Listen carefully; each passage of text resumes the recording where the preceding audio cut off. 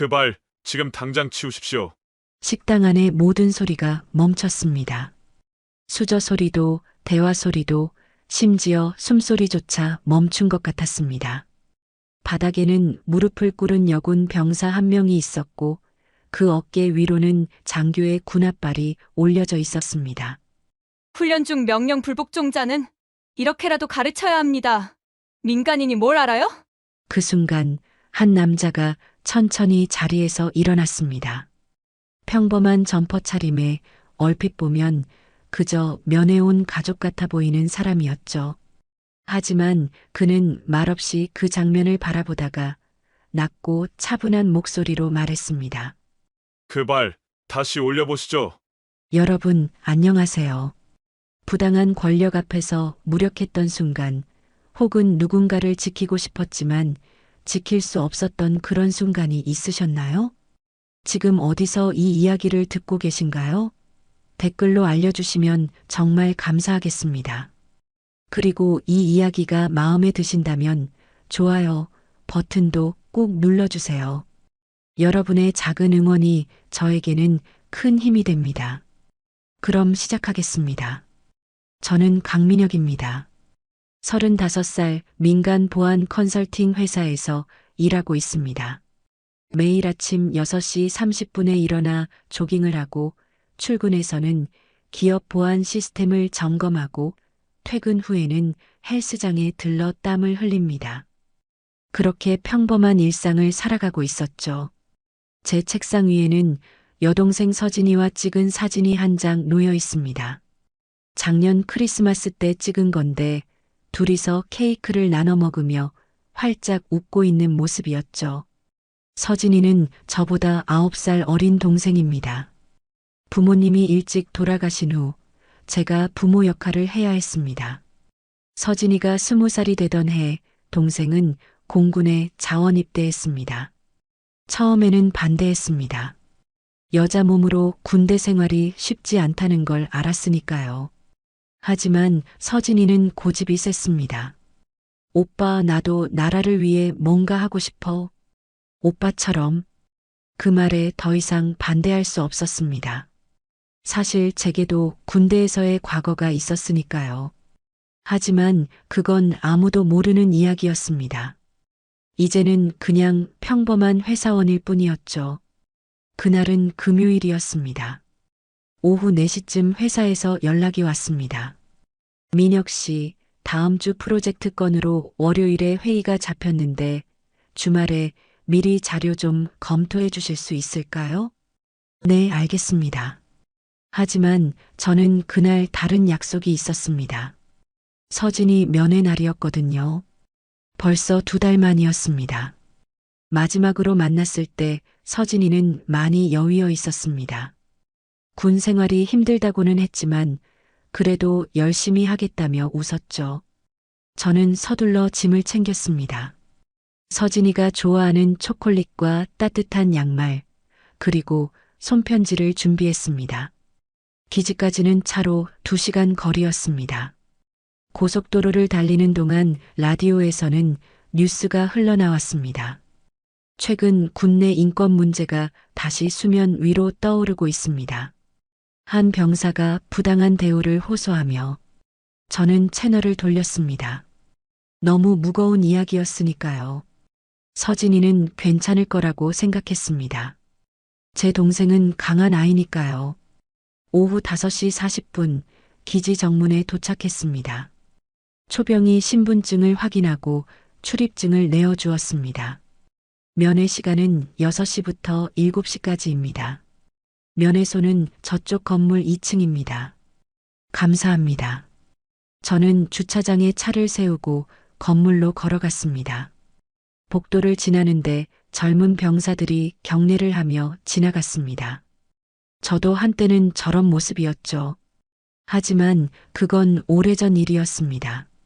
면회소로 가는 길에 식당 앞을 지나게 되었습니다. 문틈으로 안이 보였는데 뭔가 분위기가 이상했습니다. 사람들이 웅성거리고 있었고 누군가의 울먹이는 소리가 들렸습니다. 발걸음을 멈추고 문을 열었습니다. 그 순간 제 눈앞에 펼쳐진 광경에 숨이 멎었습니다. 바닥에 무릎을 꿇고 있는 여군 병사. 그 어깨 위로 올려진 군홧발. 그리고 그 병사의 옆모습이 낯익다는 생각이 드는 순간 심장이 쿵 하고 내려앉았습니다. 서진이었습니다. 제 동생이 바닥에 무릎을 꿇고 있었습니다. 일어나지 마. 내가 명령에 불복종한 대가를 똑똑히 기억하게 만들어야겠어. 여군 중위가 차갑게 말했습니다. 서진이의 어깨는 떨리고 있었고 눈물이 뺨을 타고 흘러내렸습니다. 주위의 다른 병사들은 모두 고개를 숙인 채 아무 말도 하지 못하고 있었습니다. 제 안에서 뭔가가 타오르기 시작했습니다. 오랫동안 잠재워 두었던, 아니 잊으려고 애썼던 그 무엇이 깨어나고 있었습니다. 천천히, 아주 천천히 그쪽으로 걸어갔습니다.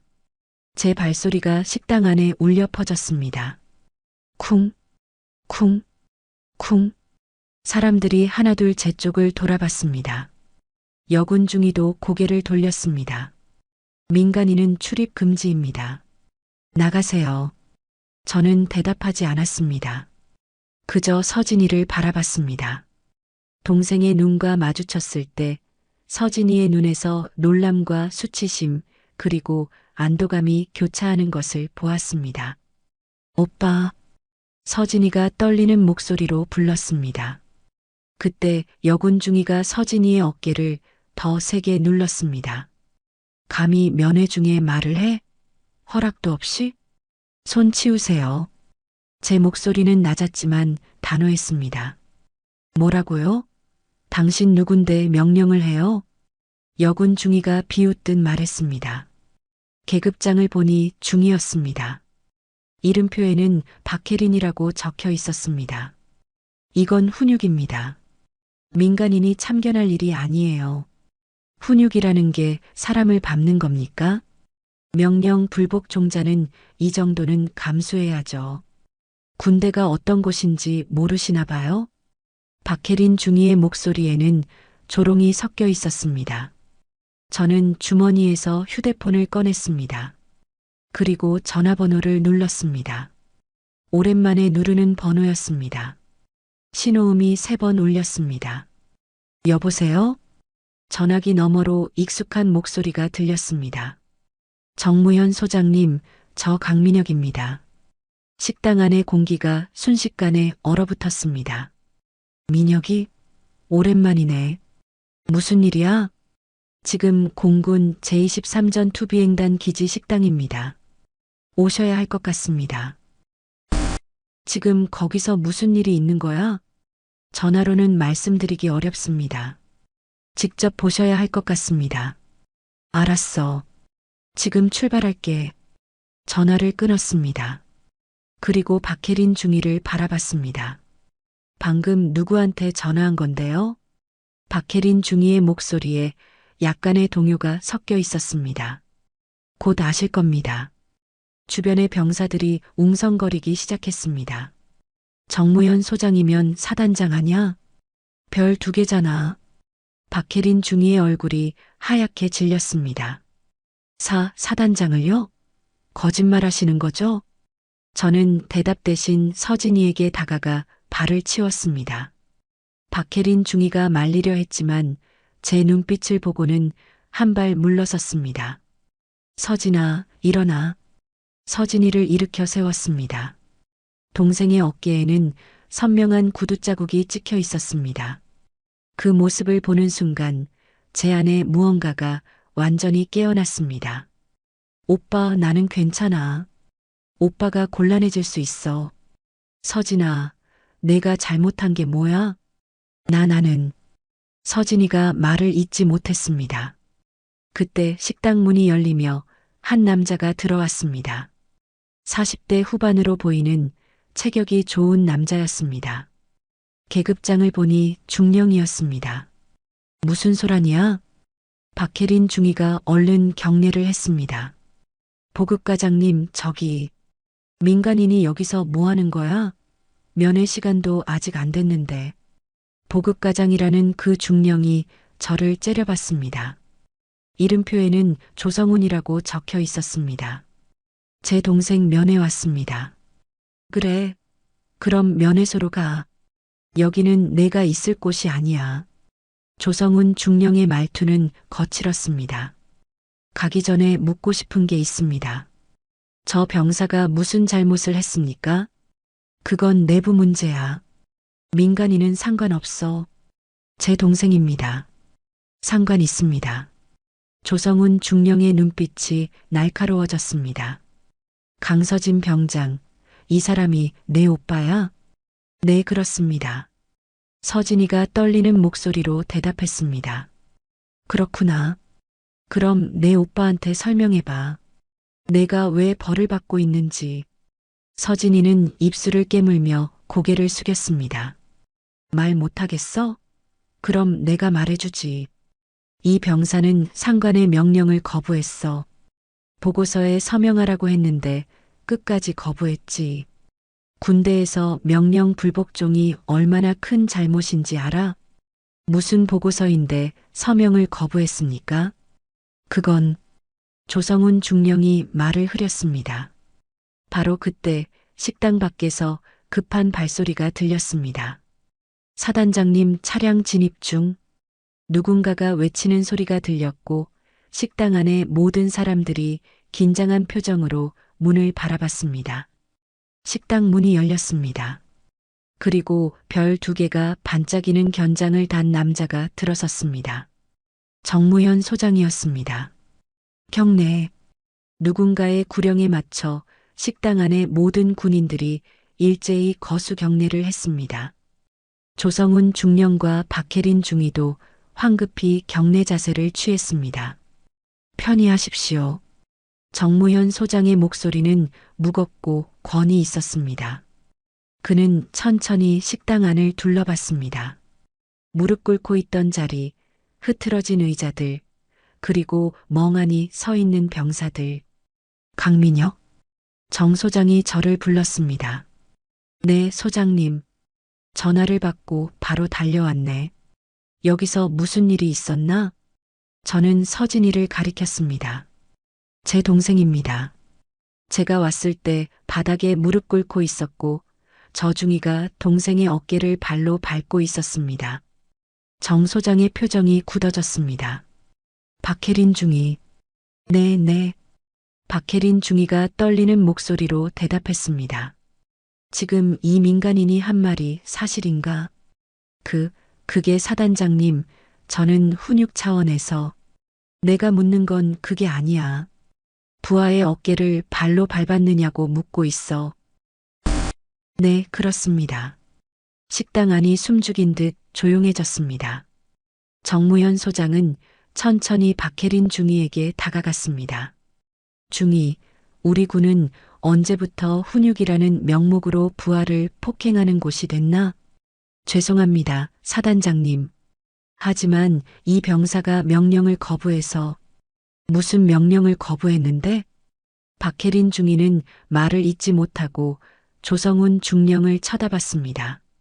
조성훈 중령이 앞으로 나섰습니다. 사단장님, 제가 말씀드리겠습니다. 강서진 병장이 보급 관련 보고서에 서명을 거부했습니다.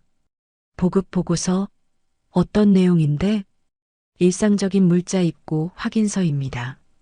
별것 아닌데 이 병사가 끝까지 서명을 거부해서 문제가 된 겁니다. 정 소장은 잠시 생각하는 듯 하더니 서진이를 바라봤습니다. 강서진 병장. 네. 서진이가 긴장한 목소리로 대답했습니다. 내가 직접 말해봐. 왜 서명을 거부했나? 서진이는 잠시 망설이다가 입을 열었습니다. 보고서의 내용이 사실과 달랐습니다. 어떻게 달랐는데? 물자 수량이 실제와 맞지 않았습니다. 보고서에는 100개라고 되어 있었는데 실제로는 70개밖에 들어오지 않았습니다. 순간 조성훈 중령의 얼굴이 굳어졌습니다. 그건 착오야. 나중에 나머지가 들어올 거였어. 하지만 보고서에는 이미 100개가 입고된 것으로 되어 있었습니다. 거짓 서명을 할 수 없었습니다. 서진이의 목소리는 떨리고 있었지만 단호했습니다. 정무현 소장의 눈빛이 날카로워졌습니다.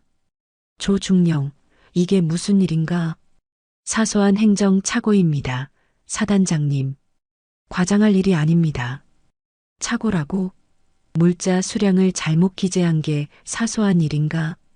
나중에 정리할 생각이었습니다. 나중에? 보고서는 실시간으로 작성되는 거 아닌가? 조성훈 중령은 입을 다물었습니다. 정 소장은 주변을 둘러봤습니다. 여기 있는 사람들 모두 들으시오. 오늘 일은 내가 직접 조사하겠소. 관련된 사람은 모두 내일 오전 9시까지 사단장실로 보고서를 제출하시오. 사단장님, 조성훈 중령이 급히 말했습니다. 이런 일로 사단장님께서 직접 나서실 필요는 없습니다. 제가 알아서. 조중령, 정 소장의 목소리가 차가워졌습니다. 지금 내 명령에 이의를 제기하는 건가? 아닙니다. 그럼 내일 아침까지 관련 보고서를 모두 준비해서 제출하시오. 네, 알겠습니다. 정 소장은 다시 박혜린 중위를 받습니다. 박중위, 당신도 마찬가지요. 오늘 일에 대한 경위서를 작성해서 제출하시오. 네, 사단장님. 그리고 정 소장은 저를 보며 말했습니다. 민혁이, 잠깐 밖에서 이야기 좀 하지. 네, 소장님. 우리는 식당을 나와 복도로 갔습니다. 정 소장은 창문 쪽으로 걸어가더니 한숨을 내쉬었습니다. 자네 동생이 제법 용기 있는 아이로군. 소장님, 정말 감사합니다. 전화드리기 죄송했습니다. 아니야. 잘했어. 만약 자네가 전화하지 않았다면 나는 이런 일이 내 부대에서 일어나고 있는지도 몰랐을 거야. 정무현 소장은 오래전부터 알던 사이였습니다. 제가 707 특임대에서 복무할 때 그는 당시 대령이었고 작전 참모였습니다. 제가 특임대를 나온 후에도 가끔 연락을 주고받았습니다. 미녀가 솔직히 말해봐. 오늘 일이 단순한 훈육 문제로 보이나? 아닙니다. 나도 그렇게 생각해. 물자 수량 조작, 그리고 그걸 은폐하려는 움직임. 뭔가 더 큰 게 숨어 있는 것 같아. 서진이가 위험한 건 아닐까요? 정 소장은 고개를 저었습니다. 내가 있는 한 잔에 동생은 안전해. 약속하지. 감사합니다, 형님. 저는 예전처럼 그를 형님이라고 불렀습니다. 군대를 벗어나면 우리는 계급이 아닌 사람 대 사람이었으니까요. 근데 미녀가 자네 아직도 그 실력 유지하고 있나? 정 소장이 장난스럽게 물었습니다. 글쎄요. 요즘은 그냥 책상에 앉아서 서류만 보는데요. 거짓말. 자네 눈빛 봤어. 여전하더군. 저는 쓴웃음을 지었습니다. 이제는 그런 삶과는 거리가 멉니다. 그래도 필요하면 언제든 말해. 자네 동생 일이잖아. 고맙습니다. 우리는 다시 식당으로 돌아왔습니다.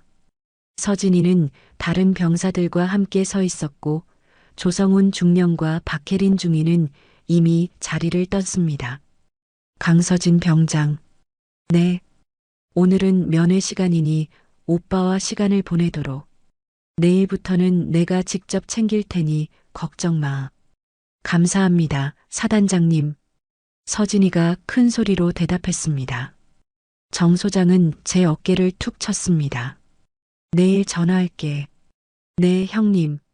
정 소장이 떠나고 저는 서진이와 단둘이 남았습니다. 면회실은 조용했습니다. 서진이와 저는 마주 앉아 있었습니다. 동생의 눈은 여전히 붉게 충혈되어 있었습니다. 오빠 미안해. 오빠까지 연루시키려던 건 아니었는데. 서진아, 내가 뭘 잘못했어? 잘못한 건 저 사람들이야. 저는 서진이의 손을 잡았습니다. 동생의 손은 차갑게 식어 있었습니다.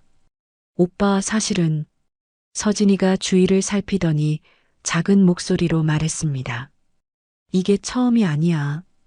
벌써 석 달째야. 뭐가? 물자 수량 조작. 처음에는 작은 것들이었어. 몇 개씩 빠지는 정도. 그런데 점점 규모가 커졌어. 지난달에는 거의 30%가 사라졌어. 그럼 나머지는 어디로 간 거야? 모르겠어. 하지만 보급과에서 빠져나간 건 확실해. 나는 그냥 창고 담당 병사일 뿐이야. 하지만 내가 확인한 수량과 보고서의 수량이 계속 안 맞았어. 그걸 누군가에게 보고하지 않았어? 했어. 처음에는 박혜린 중위한테 말했지. 그랬더니 중위가 신경 쓰지 말고 그냥 서명하라고 했어. 나는 거부했어. 그게 잘못된 일이라는 걸 알았으니까. 서진이의 목소리는 떨리고 있었습니다. 그 다음부터는 어떻게 됐어? 중위가 나를 불러서 경고했어. 이건 내가 상관할 일이 아니다. 말썽 부리지 말고 조용히 있어라고. 하지만 나는 계속 거부했어. 그러자 보급과장인 조성훈 중령이 직접 나를 불렀어. 조성훈 중령이? 응. 중령은 처음에는 부드럽게 말했어. 병장, 군 생활이 처음이라 모르는 것 같은데 이런 건 다 관행이야. 나중에 다 정리되니까 신경 쓰지 말라고. 하지만 나는 믿을 수가 없었어. 서진이는 잠시 말을 멈추고 눈물을 닦았습니다. 그 다음부터는 노골적으로 협박했어. 너 저녁 후에 취업 생각 있지? 군대에서 찍히면 어디도 안 받아줘. 말 잘 들어 이런 식으로. 제 주먹이 저절로 쥐어졌습니다. 오빠 그런데 더 큰 문제가 있어. 뭔데? 나한테 증거가 있었어. USB 하나. USB? 응. 나는 몰래 모든 입고 기록을 따로 정리했어. 실제 수량과 보고서의 수량을 비교해서. 그리고 창고 내부 CCTV 영상도 복사해뒀어. 물자가 밤에 몰래 빠져나가는 걸 찍은 거야. 제 심장이 빠르게 뛰기 시작했습니다. 그 USB가 어디 있어? 서진이의 얼굴이 창백해졌습니다. 그게 없어졌어. 뭐? 내 사물함에 보관하고 있었는데 어제 확인했더니 없어진 거야. 자물쇠가 부러져 있었어. 그럼 누군가가 훔쳐간 거잖아. 응. 그래서 오늘 아침에 중령한테 다시 보고서 서명하라는 압박을 받았을 때 나는 USB를 찾을 때까지는 서명할 수 없다고 했어. 그랬더니 서진이는 말을 잇지 못했습니다. 그래서 오늘 그 짓을 당한 거구나. 오빠, 나는 이제 어떻게 해야 해? 증거도 없고 아무도 내 말을 안 믿을 거야. 저는 서진이의 어깨를 감싸 안았습니다. 서진아, 괜찮아. 형님이 직접 조사하신다고 했잖아. 그리고 나도 있어. 하지만 오빠는 이미 제대했잖아. 오빠가 할 수 있는 게 뭐가 있어? 저는 잠시 망설였습니다. 그리고 조용히 말했습니다. 서진아, 오빠가 전에 어디서 근무했는지 알지? 707 특임대 맞지? 응. 그리고 거기서 뭘 했는지 아니? 서진이는 고개를 저었습니다. 오빠는 자세히 말해준 적이 없잖아. 내가 했던 일 중 하나가 정보 수집과 분석이었어. 그리고 은폐된 증거를 찾아내는 일. 서진이의 눈이 커졌습니다. 오빠, 그럼 USB를 찾을 수 있어. 아니, 반드시 찾아낼 거야. 그날 밤 면회를 마치고 숙소로 돌아온 저는 노트북을 켰습니다. 그리고 오랜만에 예전에 사용하던 암호화된 네트워크에 접속했습니다. 화면에 익숙한 인터페이스가 떴습니다. 707 시절 동료들과 연락할 수 있는 비공식 채널이었습니다. 강민혁 오랜만입니다. 도움이 필요합니다. 잠시 후 답장이 왔습니다. 현우 민혁 형? 정말 오랜만이네요. 무슨 일이에요? 김현우, 제가 특임대에 있을 때 함께 일했던 후배였습니다. 지금은 사이버 보안팀에서 일하고 있었죠. 저는 상황을 간략하게 설명했습니다. 현우 군납비리라 심각하네요. 제가 도울 수 있는 게 있을까요? 강민혁 CCTV 시스템 해킹은 아직 할 수 있나? 현우. 형, 그건 불법이에요. 강민혁 알아. 하지만 내 동생이 위험해. 그리고 이건 정의를 위한 일이야. 잠시 침묵이 흘렀습니다. 현우 알겠습니다. 기지 보안 시스템 정보를 보내주세요. 내일까지 해결해 드릴게요. 강민혁 고맙다 현우야. 다음 날 아침 저는 정무현 소장에게서 전화를 받았습니다. 민혁아, 어젯밤에 이상한 일이 있었어. 무슨 일인데요? 보급 창고에 불이 났어.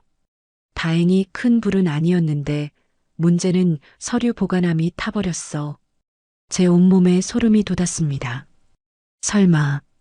그래. 물자 입출고 기록이 전부 소실됐어. 너무 교묘해. 마치 누군가 의도적으로. 증거인멸이네요. 그렇게 생각해. 조성훈 중령이 움직이고 있어. 생각보다 이 일이 복잡해질 것 같아. 저는 이를 악물었습니다. 형님, 제가 할 수 있는 일이 있으면 말씀해 주세요. 지금은 조용히 있어. 섣불리 움직이면 자네 동생이 더 위험해질 수 있어. 전화를 끊고 나서 제 휴대폰에 메시지가 왔습니다. 현우 형, CCTV 백업 파일 복구했습니다. 첨부 파일 확인하세요. 손이 떨렸습니다. 마우스를 클릭하자 영상이 재생되었습니다. 밤 11시경 보급 창고 앞 트럭 한 대가 멈춰 섰습니다. 그리고 몇 명의 남자들이 내려 물자를 싣기 시작했습니다. 카메라를 확대하자 얼굴이 선명하게 보였습니다. 조성훈 중령이었습니다. 그리고 그 옆에는 민간인 복장의 남자가 서 있었습니다. 두 사람은 뭔가 이야기를 나누고 있었고 중령은 봉투를 건네받았습니다. 잡았다. 저는 조용히 중얼거렸습니다. 다음 날 저는 다시 기지로 향했습니다. 이번에는 복사한 영상 파일을 USB에 담아서였습니다.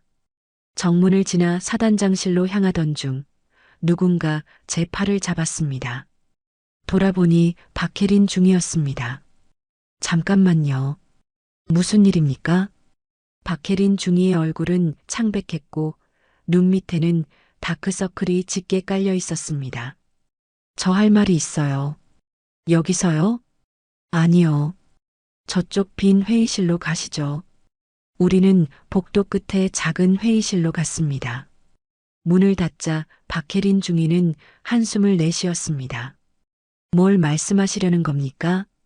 저 사과하고 싶어요. 강서진 병장에게 한 일. 저는 그녀를 물끄러미 바라봤습니다.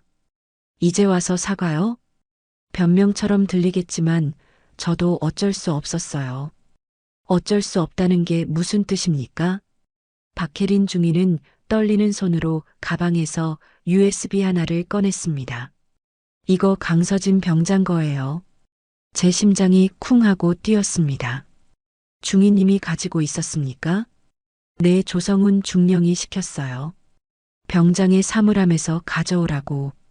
그걸 왜 지금 내게 주는 겁니까?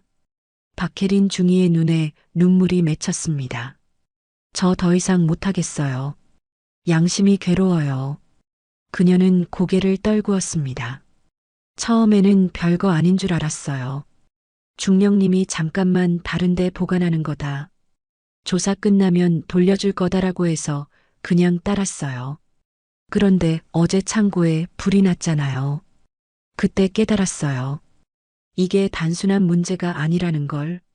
중위님, 그럼 지금까지 알고 있었던 겁니까? 군납 비리를요? 처음에는 몰랐어요. 정말이에요. 저는 그냥 보급과 행정 업무만 담당했어요. 근데 석 달 전부터 이상한 지시가 내려오기 시작했어요. 어떤 지시요? 물자 수량을 바꿔서 보고하라는 거요. 처음에는 작은 숫자였어요. 한두 개씩. 그래서 실수겠지 하고 넘어갔어요.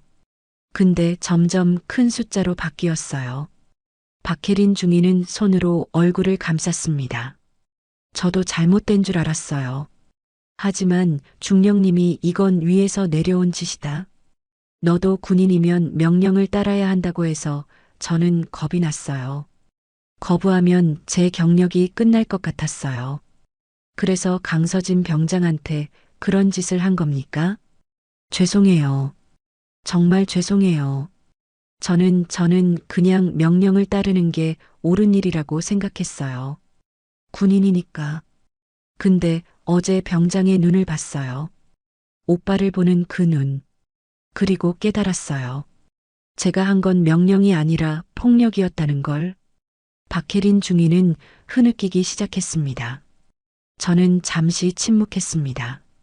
분노와 동정이 교차했습니다. 중위님, 이 USB 안에 뭐가 들어있는지 아십니까? 네, 봤어요. 물자 입출고 기록이랑 CCTV 영상이요. 그럼 이게 얼마나 중요한 증거인지 아시겠네요. 네, 그래서 드리는 거예요. 이걸로 중령님을 고발하세요. 중위님도 연루되는데 괜찮겠습니까? 박혜린 중위는 고개를 끄덕였습니다. 괜찮아요. 제가 한 일의 대가를 받아야죠. 다만, 강서진 병장에게 전해주세요. 정말 미안하다고. 그리고 용서를 구하고 싶다고. 저는 USB를 받아 주머니에 넣었습니다. 중위님, 한 가지만 더 묻겠습니다. 이 비리에 연루된 사람이 조성훈 중령뿐입니까? 박혜린 중위는 잠시 망설이다가 말했습니다. 제가 아는 한 중령님 위로도 있어요.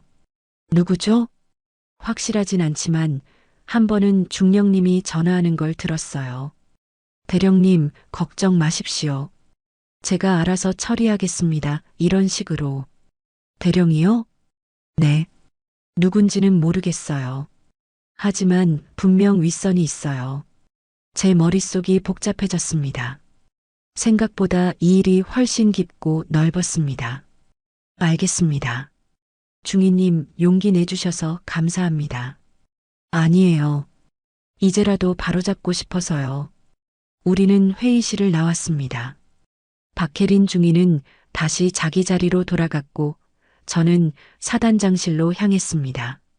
정무현 소장은 책상에서 서류를 보고 있었습니다. 제가 노크하자 고개를 들었습니다. 민혁이 왔구나. 무슨 일이야? 저는 주머니에서 USB 2개를 꺼내 책상 위에 놓았습니다. 이게 뭔가 증거입니다. 하나는 서진이가 수집한 자료고 다른 하나는 제가 따로 확보한 CCTV 영상입니다. 정 소장의 눈빛이 달라졌습니다. 어떻게 구한 거야? 방법은 묻지 마세요. 중요한 건 내용입니다. 정 소장은 USB를 컴퓨터에 꽂았습니다. 화면에 파일들이 나타났습니다. 엑셀 문서, 사진 파일, 그리고 영상 파일들. 첫 번째 엑셀 파일을 열었습니다. 거기에는 석 달치의 물자 입출고 기록이 정리되어 있었습니다. 실제 수량과 보고서, 수량이 나란히 적혀 있었고 차이가 빨간색으로 표시되어 있었습니다. 이건 엄청난 규모네. 정 소장이 중얼거렸습니다. 총 얼마나 빠져나간 겁니까? 대략 3억 원어치 정도. 저는 숨이 막혔습니다. 3억이요? 그래. 개별 물품으로 보면 작아 보이지만 석 달 동안 누적되면 이렇게 커져. 정 소장은 다음 파일을 열었습니다. CCTV 영상이었습니다. 화면에는 조성훈 중령이 밤에 트럭에 물자를 싣는 장면이 나왔습니다.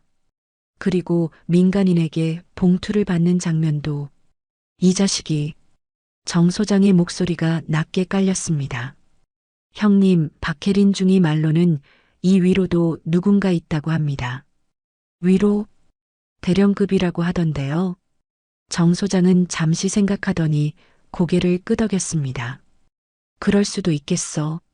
중령 혼자서 이런 규모를 처리하기는 어려워. 누군가 위에서 커버해주는 사람이 있을 거야. 어떻게 하실 겁니까? 일단 조성훈 중령을 불러야겠어. 그리고 이 자료를 국방부 감사실에 직접 보고할 거야. 조심하셔야 합니다, 형님. 상대가 만만치 않을 것 같습니다. 정 소장은 쓴웃음을 지었습니다. 알아. 하지만 나는 별 2개 달고 있어. 그 정도 무게는 감당해야지. 그때 노크 소리가 들렸습니다. 들어오시오. 문이 열리며 조성훈 중령이 들어왔습니다. 사단장님 부르셨습니까? 앉으시오. 조 중령. 조성훈 중령은 자리에 앉았습니다. 그리고 저를 보더니 눈살을 찌푸렸습니다. 민간인이 왜 여기 있습니까? 내가 부른 사람이야. 신경 쓰지 마시오. 정 소장은 컴퓨터 화면을 돌려 중령에게 보여주었습니다. 조 중령, 이게 뭔지 설명해 보시오. 화면에는 중령이 물자를 빼돌리는 영상이 재생되고 있었습니다. 조성훈 중령의 얼굴이 하얗게 질렸습니다. 조성훈 중령은 잠시 화면을 바라보다가 갑자기 웃음을 터뜨렸습니다. 하, 이게 뭡니까? 조작된 영상 아닙니까? 조작? 자네 얼굴이 선명하게 나오는데? 사단장님, 이건 함정입니다. 누군가 저를 모함하려고. 조중령. 정 소장의 목소리가 차갑게 식었습니다. 더 이상 변명하지 마시오. 여기 물자 입출고 기록도 있소. 자네가 조작한 보고서들. 조성훈 중령의 웃음이 멈췄습니다. 사단장님, 이건 오해입니다. 오해? 3억 원어치 물자가 사라진 게 오해요? 순간 중령의 표정이 변했습니다. 당황하던 모습이 사라지고 묘한 냉소가 입가에 걸렸습니다. 사단장님, 그렇게 나오시면 저도 어쩔 수 없습니다. 무슨 소리요? 이 일은 저 혼자 한 게 아닙니다. 위에서 지시가 내려왔습니다. 위에서? 누구 말이오? 조성훈 중령은 천천히 일어섰습니다. 김성철 대령님이십니다. 군수참모님 말씀입니다. 정 소장의 표정이 굳어졌습니다. 김성철 대령이라고? 네. 대령님께서 직접 지시하셨습니다. 물자를 효율적으로 재분배하라고. 저는 그저 명령을 따랐을 뿐입니다. 재분배? 그게 빼돌려서 팔아먹는 걸 말하는 거요? 사단장님 말씀 조심하십시오. 대령님은 사단장님 다음 가는 분 아니십니까? 조성훈 중령의 목소리에 협박이 섞여 있었습니다. 지금 나를 협박하는 건가? 협박이 아니라 현실을 말씀드리는 겁니다. 사단장님께서 이 일을 크게 만드시면 대령님도 움직이실 겁니다. 그러면 결국 손해보는 건 사단장님이십니다. 그래서 이 일은 여기서 조용히 묻으시는 게 좋습니다. 저도 적당히 처벌받고 다들 조용히 넘어가는 겁니다. 정 소장은 잠시 침묵했습니다. 그리고 천천히 자리에서 일어났습니다. 조중령, 자네는 군인이 뭔지 모르는 것 같소? 무슨 말씀이십니까? 군인은 명령을 따르는 사람이 아니요. 옳은 일을 하는 사람이요. 사단장님, 자네는 지금 즉시 직위 해제요. 그리고 헌병대에 넘기겠소. 조성훈 중령의 얼굴이 일그러졌습니다. 사단장님, 후회하실 겁니다. 나는 이미 각오했소. 정 소장은 전화기를 들었습니다. 헌병대장, 사단장이요. 지금 즉시 조성훈 중령을 구금하시오. 잠시 후 헌병들이 들어와 조성훈 중령을 끌고 나갔습니다. 중령은 나가면서 저를 노려봤습니다. 당신도 가만 안 둘 겁니다. 저는 조용히 그를 바라봤습니다. 문이 닫히고 방 안에는 정 소장과 저만 남았습니다. 형님, 괜찮으시겠습니까? 정 소장은 한숨을 내쉬었습니다. 솔직히 말하면 모르겠어. 김성철 대령은 나보다 선임이야. 육사 선배기도 하고 그 사람이 움직이면 나도 위험해질 수 있어. 그럼 어떻게 하실 겁니까? 하지만 그렇다고 해서 물러설 수는 없어. 내가 지금 물러서면 자네 동생은 물론이고 다른 병사들도 계속 고통받을 거야. 정 소장은 창문 밖을 바라봤습니다. 미녀가 나는 별 2개를 달고 있어. 이건 단순한 계급장이 아니야. 책임이야. 내 아래에 있는 수천 명의 병사들에 대한 책임. 형님, 그래서 나는 이 일을 끝까지 밀고 나갈 거야. 설령 내가 경질당하더라도. 저는 고개를 끄덕였습니다. 제가 도울 일이 있으면 말씀하세요. 고맙네. 일단 자네는 조심해. 조성훈 중령의 협박이 빈말이 아닐 수도 있어. 그날 저녁 숙소로 돌아온 저는 서진이에게 전화했습니다. 오빠, 서진아, 괜찮니? 응, 괜찮아. 오빠 덕분에 이제 좀 숨통이 트이는 것 같아. 서진아, 며칠만 더 참아. 곧 다 해결될 거야. 오빠, 근데 오늘 이상한 일이 있었어. 뭔데? 박혜린 중이가 나한테 사과했어. 그래? 응. 눈물까지 흘리면서. 정말 미안하다고, 자기가 잘못했다고. 저는 잠시 침묵했습니다. 서진아, 중이님도 피해자야. 어쩌면. 무슨 말이야? 나쁜 시스템 안에 갇혀 있었던 사람이야. 용기를 내지 못했던 거지. 그래도 나한테 한 짓은. 알아. 하지만 중이님은 마지막에 옳은 선택을 했어. 그게 중요한 거야. 서진이는 한숨을 쉬었습니다. 오빠는 항상 그렇게 사람들을 이해하려고 하지. 세상에 완전히 나쁜 사람은 없어, 서진아. 다만 잘못된 선택을 할 뿐이지. 전화를 끊고 저는 창밖을 바라봤습니다. 밤하늘에 별들이 반짝이고 있었습니다. 내일은 어떤 일이 벌어질까? 정 소장은 무사할까? 서진이는 안전할까? 온갖 생각들이 머릿속을 스쳐 지나갔습니다. 다음 날 아침 제 휴대폰이 울렸습니다. 정무현 소장이었습니다. 미녀가 큰일 났어. 목소리에 긴장이 섞여 있었습니다. 무슨 일입니까? 어젯밤에 김성철 대령이 군단장님께 직접 보고했어. 내가 부대를 혼란스럽게 만들고 있다고. 그래서요? 오늘 오전에 군단에서 감사팀이 내려온대. 나를 조사하러. 형님이 잘못한 게 뭐가 있습니까? 잘잘못을 떠나서 위에서 압박이 들어오면 어쩔 수 없어. 아마 나는 경질될 거야. 제 가슴이 답답해졌습니다. 그럼 이 일은 어떻게 됩니까? 그게 묻힐 가능성이 커. 안 됩니다. 저는 생각보다 큰 소리로 외쳤습니다. 미녀가 나도 어쩔 수 없어. 이게 군대야. 계급이 높은 사람이 이기는 곳이야. 아닙니다, 형님. 끝나지 않았습니다. 뭐? 제가 할 수 있는 게 있습니다. 저는 전화를 끊고 서둘러 옷을 챙겨 입었습니다. 그리고 노트북을 가방에 넣었습니다. 1시간 후 저는 서울 시내의 한 카페에 앉아 있었습니다. 맞은편에는 최민지 기자가 앉아 있었습니다. 최민지 기자는 제가 707 시절부터 알던 사람이었습니다. 군 관련 이슈를 전문적으로 다루는 탐사 기자였죠. 민혁 씨, 오랜만이에요. 갑자기 급하게 만나자고 하셔서 놀랐어요. 민지 씨, 중요한 제보가 있습니다. 제보요? 저는 가방에서 USB를 꺼냈습니다. 이 안에 군납 비리 증거가 들어 있습니다. 3억 원 규모의. 최민지 기자의 눈빛이 변했습니다. 3억 원이요? 네. 그리고 이 비리에는 중령뿐만 아니라 대령까지 연루되어 있습니다. 저는 USB를 건넸습니다. 최민지 기자는 그것을 받아 노트북에 꽂았습니다. 파일들을 하나씩 확인하던 그녀의 표정이 점점 진지해졌습니다. 이건 엄청난 특종이에요. 하지만 조건이 있습니다. 뭔데요?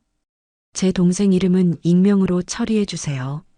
그리고 정무현 소장은 선한 사람으로 그려주세요.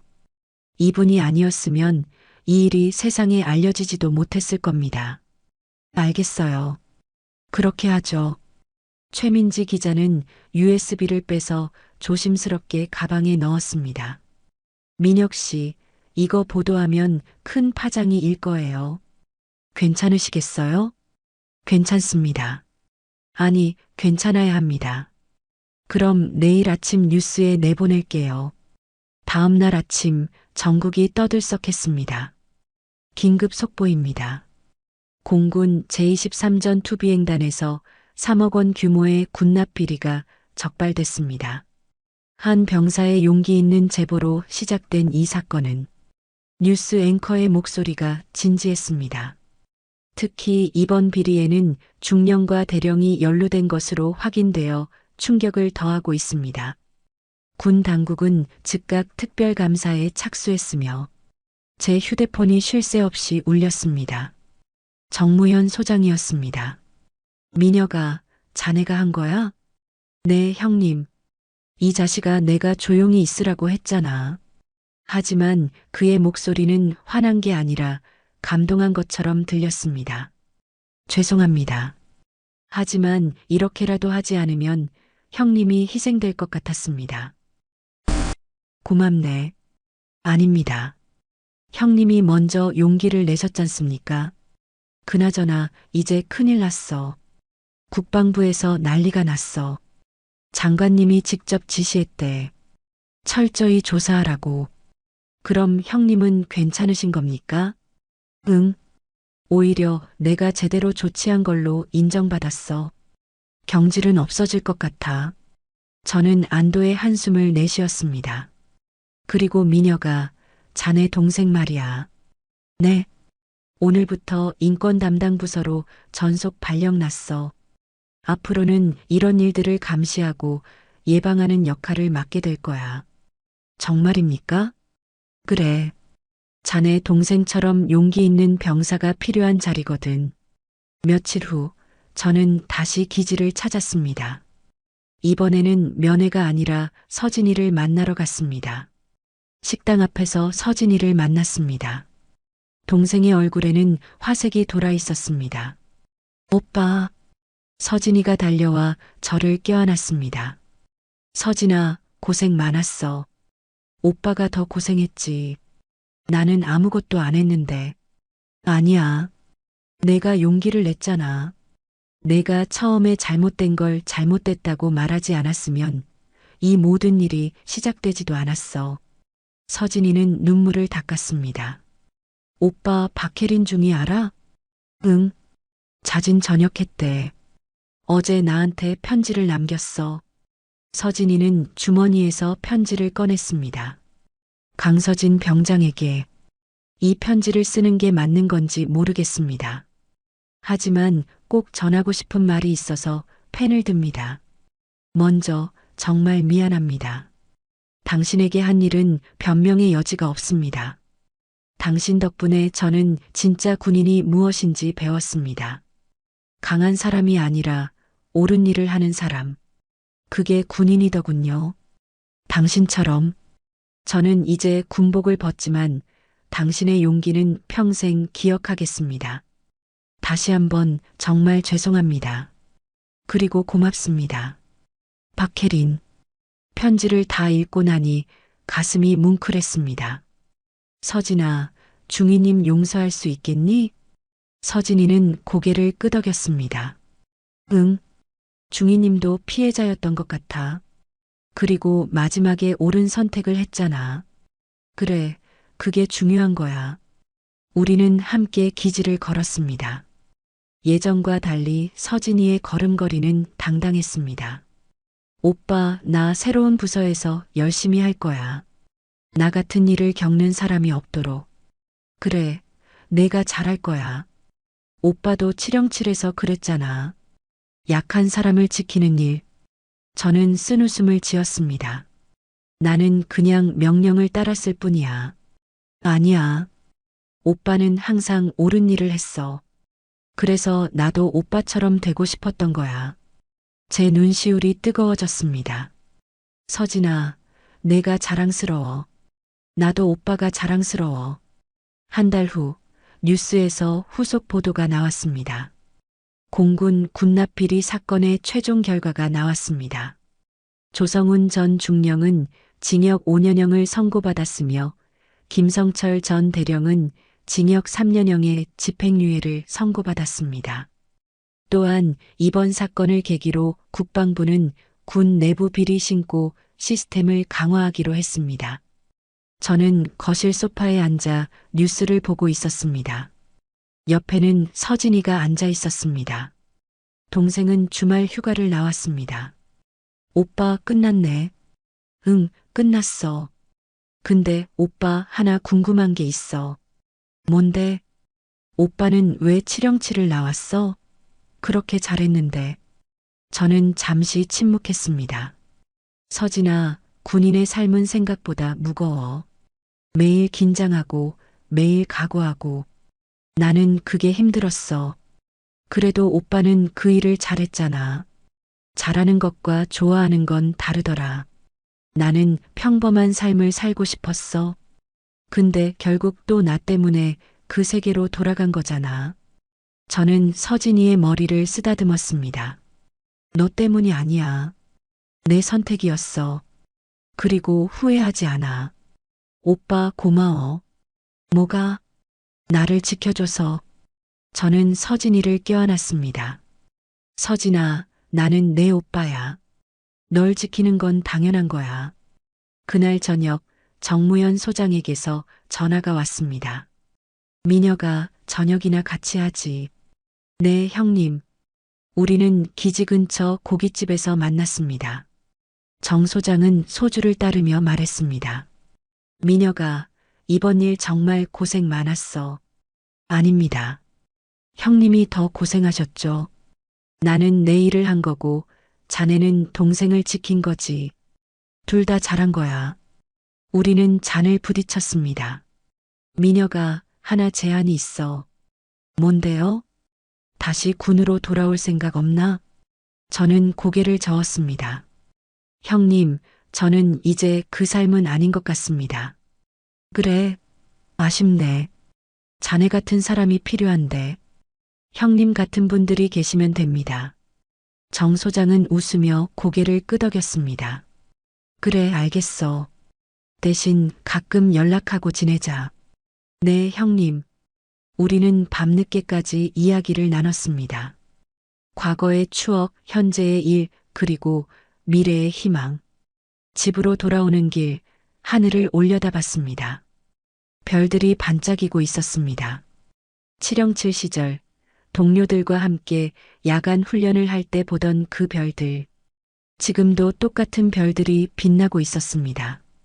진짜 군인은 강한 사람이 아니라 약자를 지키는 사람이다.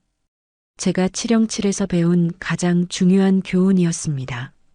그리고 그 교훈은 제대한 지금도 여전히 유효했습니다. 군복을 벗어도 계급장을 떼어도 정의를 지키는 일은 계속되는 것이니까요. 며칠 후 서진이에게서 문자가 왔습니다. 오빠, 오늘 새로운 신고가 들어왔어. 한 병사가 부당한 대우를 받고 있다고. 나 지금 그 병사를 만나러 가. 오빠가 나를 지켜줬던 것처럼 이제는 내가 다른 사람들을 지킬 거야. 고마워, 오빠. 저는 미소를 지으며 답장을 보냈습니다. 서진아, 내가 자랑스러워. 잘하고 있어. 창밖을 바라봤습니다. 해가 지고 있었습니다. 하지만 곧 새로운 아침이 올 것입니다. 그리고 그 아침에는 서진이 같은 용기 있는 사람들이 세상을 조금씩 바꿔나갈 것입니다. 칠형칠은 은퇴했지만 정의는 전역하지 않습니다. 그날 식당에서 제가 일어섰던 것처럼 누군가는 계속 일어설 것입니다. 부당함 앞에서, 불의 앞에서. 그게 바로 우리가 사는 이유니까요. 여러분, 오늘 이야기는 여기까지입니다. 오늘 이야기가 여러분께 작은 용기가 되었기를 바랍니다. 시청해 주셔서 감사합니다.